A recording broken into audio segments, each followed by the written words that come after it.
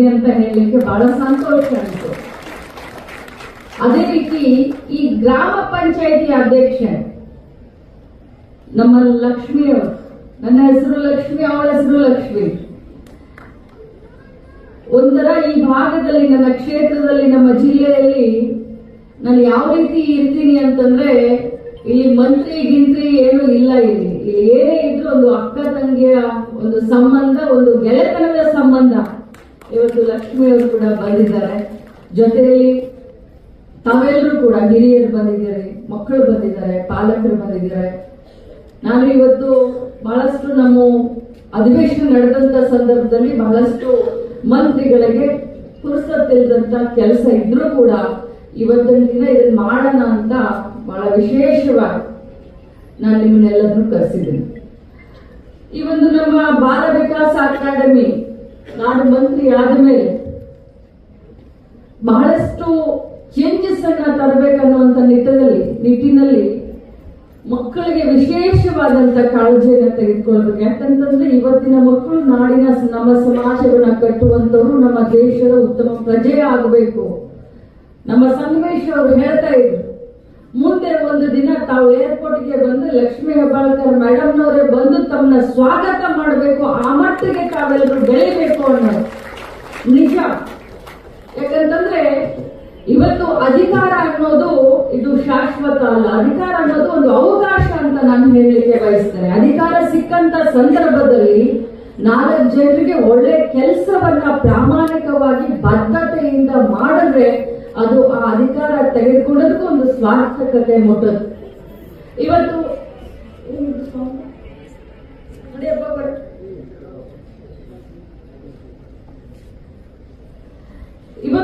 ಸಮಾಜ ಬಹಳಷ್ಟು ವೇಗವಾಗಿ ಬೆಳೀತಾ ಇದೆ. ಸಮಾಜದಲ್ಲಿಯ ಮಕ್ಕಳು ಒಂದೊಂದು ದಿನ ಕೂಡ ಬಹಳಷ್ಟು ಇಂಪಾರ್ಟೆಂಟ್, ಒಂದೊಂದು ಕ್ಷಣ ಕೂಡ ಇಂಪಾರ್ಟೆಂಟ್. ಎಲ್ಲಾ ರೀತಿಯ ಪಾಲಕರು ಇಲ್ಲಿ ಬಂದಿದ್ದಾರೆ. ಕೆಲವರು ಉಳ್ಳವರಿದ್ದಾರೆ, ಕೆಲವರು ಬಡವರಿದ್ದಾರೆ, ಕೆಲವರು ಮಧ್ಯಮ ವರ್ಗದವರಿದ್ದಾರೆ.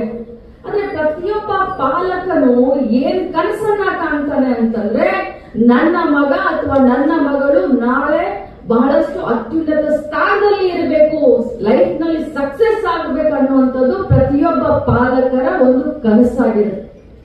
ಆ ಕನಸನ್ನ ನೆನಸು ಮಾಡುವ ನಿಟ್ಟಿನಲ್ಲಿ ಇವತ್ತು ನಮ್ಮ ಸರ್ಕಾರ ಕೂಡ ಸನ್ನದ್ಧವಾಗಿದೆ. ಸರ್ಕಾರ ಕೂಡ ಕಾಲಕ್ಕೆ ಮಕ್ಕಳ ವಿದ್ಯಾಭ್ಯಾಸಕ್ಕಾಗಿ, ಅವರ ಆರೋಗ್ಯಕ್ಕಾಗಿ ಉತ್ತೇಜನವನ್ನ ಕೊಡ್ಲಿಕ್ಕೆ ನಾನು ಬಹಳ ಹೆಮ್ಮೆಯಿಂದ ತಮಗೆಲ್ಲರಿಗೂ ಹೇಳಲಿಕ್ಕೆ ಬಯಸ್ತೇನೆ. ಇಡೀ ದೇಶದಲ್ಲಿ, ಭಾರತ ದೇಶದಲ್ಲಿ ಪ್ರಥಮ ಬಾರಿಗೆ ಎಸ್.ಎಂ. ಕೃಷ್ಣ ಅವರು ಮುಖ್ಯಮಂತ್ರಿ ಆದಂತ ಸಂದರ್ಭದಲ್ಲಿ ದೇಶಕ್ಕೆ ಮಾದರಿಯಾಗುವಂತ ಮಧ್ಯಾಹ್ನದ ಬಿಸಿ ಊಟದ ಒಂದು ಕಾರ್ಯಕ್ರಮವನ್ನು ಯಾರಾದ್ರೂ ತಂದ್ರೆ ಇದೇ ಕಾಂಗ್ರೆಸ್ ಪಕ್ಷ, ಇದೇ ನಮ್ಮ ಸರ್ಕಾರ ಅಂತ ಹೇಳಲಿಕ್ಕೆ ಆಗಬೇಕು. ನಮ್ಮ ತಂದೆ ತಾಯಿ ಹೇಳಿದರೆ IAS ಆಗ್ತೀನಿ, ಆದ್ರೆ ನಿಮ್ಮ ತಂದೆ ತಾಯಿ ಎಷ್ಟು ಕಷ್ಟಪಟ್ಟು ನಿಮ್ಮನ್ನ ಶಾಲೆ ಓದಿಸ್ತಾ ಇದ್ದಾರೆ ಅದ್ರ ಕಡೆನೂ ಚಿಂತನೆ ಮಾಡಿ. ನಿಮ್ಮ ತಂದೆ ತಾಯಿಯ ಆಸೆಯನ್ನ, ಕನಸನ್ನ ಈಡೇರಿಸುವುದು ನಿಮ್ಮ ಜವಾಬ್ದಾರಿ. ನೀವು ಮಾಡಲೇಬೇಕು. ಭಗವಂತ ಒಮ್ಮೆ ಹುಟ್ಟಿಸ್ತಾನೆ, 2ನೇ ಸಾರಿ ಜೀವನ ಇರುತ್ತೆ ಅನ್ನೋದನ್ನ ತಲೆ ತೆಗೆದುಬಿಡಿ. ಎಷ್ಟು ದಿನ ಬದುಕ್ತೀವಿ ಅನ್ನೋದಲ್ಲ, ಯಾವ ರೀತಿ ಬದುಕಿದ್ವಿ, ಯಾವ ರೀತಿ ನಾವು ಸಮಾಜದಲ್ಲಿ, ನಮ್ಮ ಜೀವನದಲ್ಲಿ ನಾವು ಛಲಗಾರರಾಗಿ ನಾವು ಸಾಧಿಸಿದ್ವಿ, ಸಾಧನೆಯನ್ನ ಮಾಡಿದ್ವಿ ಅನ್ನೋದನ್ನ ತಾವು ಬಿಟ್ಟು ಹೋಗ್ಬೇಕು. ಸಾಕ್ಷಿ ಗುಡ್ಡೆ ಅಂತ ಹೇಳ್ತಾರೆ ಹಿರಿಯರು. ಮಕ್ಕಳೇ, ಇನ್ನೊಮ್ಮೆ ಈ ಬಾಲ್ಯ ಜೀವನ ನಿಮಗೆ ಸಿಗೋದಿಲ್ಲ. ನಾವೇನೀಗ ತಲೆಯಲ್ಲಿ ಬೇರೆಯವರು 4 ಮಾತನ್ನ, ಒಳ್ಳೆ ಮಾತನ್ನ ಹಾಕ್ತಾರಲ್ಲ, ಅದನ್ನ ತಲೆಯಲ್ಲಿ ಫಿಕ್ಸ್ ಮಾಡಿ ಇಟ್ಕೊಳ್ಬೇಕು.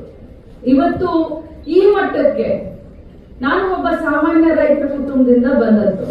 ಬಹಳಷ್ಟು ಜನ ಹಿರಿಯರಿದ್ದೀರಿ, ಪಾಲಕರಿದ್ದೀರಿ. ನಾನು ಒಬ್ಬ ರೈತನ ಮಗಳು. ನಾನು ಕೆಂಪು ಬಸ್ ನಲ್ಲಿ ಓಡಾಡದಂತವಳು, ಸರ್ಕಾರಿ ಶಾಲೆಯಲ್ಲಿ ಕಲ್ತಂತವಳು. ನನಗೆ ಹೆಮ್ಮೆ ಇದೆ ನಾನು ಅದನ್ನು ಹೇಳ್ಕೊಳ್ಳಕ್ಕೆ. ಆದ್ರೆ ಈ ಮಟ್ಟಕ್ಕೆ ಒಬ್ಬ ಮಹಿಳೆಯಾಗಿ ಇವತ್ತು ನಮ್ಮ ಕರ್ನಾಟಕ ರಾಜ್ಯದಲ್ಲಿ ಏಕೈಕ ಮಹಿಳಾ ಮಂತ್ರಿಯಾಗಿ 33 ಗಂಡಸರ ಜೊತೆ ಒಬ್ಬಳೇ ಕೂತ್ಕೊಂಡು ಮಕ್ಕಳಿಗೋಸ್ಕರ, ಮಹಿಳೆಯರಿಗೋಸ್ಕರ ಧ್ವನಿಯನ್ನ ಎತ್ತಾ ಇದ್ದೀವಿ. ಅದು ಪ್ರಾಮಾಣಿಕ ಬದ್ಧತೆ ಸಾಧಿಸುವಂತ ಛಲ ಮತ್ತು ಧೈರ್ಯ ಸರ್ವತ್ರ ಸಾಧನೆ. ಅದು ನನ್ನಿಂದ ಸಾಧಿಸ್ಲಿಕ್ಕೆ ಸಾಧ್ಯವಾಗಿದೆ ಅಂತಂದ್ರೆ ಇಲ್ಲಿ ಕುಳಿತುಕೊಂಡಂತ 10 ಜನ ಮಕ್ಕಳು ಲಕ್ಷ್ಮಿಯ ಬಾಳಕರಾಗಬೇಕು ಅನ್ನೋದೇ ನನ್ನ ಆಸೆ. ನಾನು ಸ್ಕೂಲ್ನಲ್ಲಿದ್ದಾಗ, ಈಗ ನಾನು ಯಾವ ರೀತಿ ನಿಮ್ಗೆ ಭಾಷಣ ಮಾಡ್ತಾ ಇದ್ದೀನಿ ಹಾಗೆ ನಾನು ಸ್ಕೂಲ್ನಲ್ಲಿದ್ದಾಗ ನನಗೆ ಅನೇಕ ಹಿರಿಯರು ಬಂದು ಭಾಷಣ ಮಾಡ್ತಾ ಇರೋದು ನನ್ನ ಮನಸ್ಸಿನ ಮೇಲೆ ಬಹಳಷ್ಟು ಪರಿಣಾಮ ಬೀರ್ತು. ಅವತ್ತು ಅವಕಾಶಗಳು ಕಡಿಮೆ ಇದ್ದಂತ ಸಂದರ್ಭದಲ್ಲಿ, ಮಕ್ಕಳ ನಾನು ನಿಮಗೆ ಹೇಳ್ತಾ ಇದ್ದೀನಿ, ಅವಕಾಶಗಳು ಕಡಿಮೆ ಇದ್ದಂತ ಸಂದರ್ಭದಲ್ಲಿ ಶನಿವಾರ ನಮ್ಮ ಊರಿಗೆ ಬಸ್ ಬರ್ತಾ ಇರಲಿಲ್ಲ. 14 ಕಿಲೋಮೀಟರ್ ನಡ್ಕೊಂಡು ಹೋಗಿ ಹೈಸ್ಕೂಲ್ ತಂದೋಳು ನಾನು. 14 ಕಿಲೋಮೀಟರ್ ಶನಿವಾರ ನಮ್ಮ ಊರಿಗೆ ಬಸ್ ಬರ್ತಿರ್ಲಿಲ್ಲ. ನಾನೇ ಸಾಧಿಸಿದೀನಿ ಅಂತಂದ್ರೆ ಇನ್ನು ನಿಮಗೆ ಎಷ್ಟು ಅವಕಾಶಗಳಿದಾವೆ.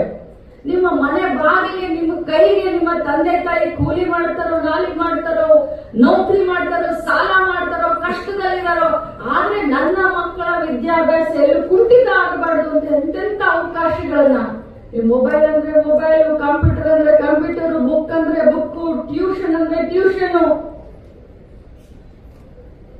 ನೀವು ನಡೆದಾಡಿದ್ರೆ ಖುಷಿ ಪಡ್ತಾರೆ ನಮ್ಮ ಪಾಲಕರು, ನೀವು ಓದಿದ್ರೆ ನಮ್ಮ ಪಾಲಕರು ಖುಷಿ ಪಡ್ತಾರೆ. ನೀವು 80% ಇಂದ 85% ಮಾರ್ಕ್ಸ್ ತಗೊಂಡ್ರೆ ಎಲ್ಲ ಮೀಟಿಂಗ್ ನಲ್ಲಿ ಎಂತ ಕಿಟ್ಟಿ ಪಾರ್ಟಿನಲ್ಲಿ ನನ್ನ ಮಗಳು ಹಂಗ್ ಮಾಡಿದ್ಲು, ನನ್ನ ಮಗಳು ಹಿಂಗ್ ಮಾಡಿದ್ಲು, ನನ್ನ ಮಗ ಹಂಗ್ ಮಾಡಿದ ಅಂತ ಹೇಳ್ತಾರೆ. ಈ ಮುಗ್ಧ ಪಾಲಕರ ಕನಸನ್ನ ಮಕ್ಕಳು ಈಡೇರಿಸಬೇಕು ಅಂತ ಹೇಳಲಿಕ್ಕೆ ಬಯಸ್ತೇನೆ. ಕಣ್ಣಿಗೆ ಕಾಣುವಂತ ದೇವರು ಯಾರಾದ್ರೂ ಇದ್ರೆ ಅದು ನಮ್ಮ ತಂದೆ ತಾಯಿ. ನಮ್ಮ ತಂದೆ ತಾಯಿಗಳನ್ನ ಸಂತೋಷ ಪಡಿಸಬೇಕಾಗಿರೋ ಜವಾಬ್ದಾರಿ ನಮ್ಮ ನಿಮ್ಮೆಲ್ಲರಿಗೆ ಇದೆ ಅಲ್ಲ. ಮಕ್ಕಳ ಕೈ ಎತ್ತಿ ನೋಡೋಣ, ಎಷ್ಟು ಜನ ನಿಮ್ಮ ತಂದೆ ತಾಯಿಯರನ್ನ ಸಂತೋಷ ಪಡಿಸ್ತೀರಂತ. ನಮ್ಮ ಕಣ್ಣಿಗೆ ಕಾಣುವಂತ ದೇವರೇ ಅವರು. ಅವ್ರನ್ನ ಸಂತೋಷ ಪಡಿಸಿ ನೀವು ಜೀವನದಲ್ಲಿ ಉದ್ಧಾರ ಆಗಿ ನಮ್ಮ ಇಲಾಖೆಯಿಂದ ಪ್ರತಿಯೊಂದು ಹೆಜ್ಜೆ ತಮಗೆ ಪ್ರೋತ್ಸಾಹವನ್ನ ಕೊಡ್ಲಿಕ್ಕೆ ನಾವು ಸನ್ನದ್ಧರಿದ್ದೀವಿ. ಸಂಗಮೇಶ್ ಅವರಿದ್ದಾರೆ, ಬೆಂಗಳೂರಿನ ಬಾಲಭವನ ಇದೆ.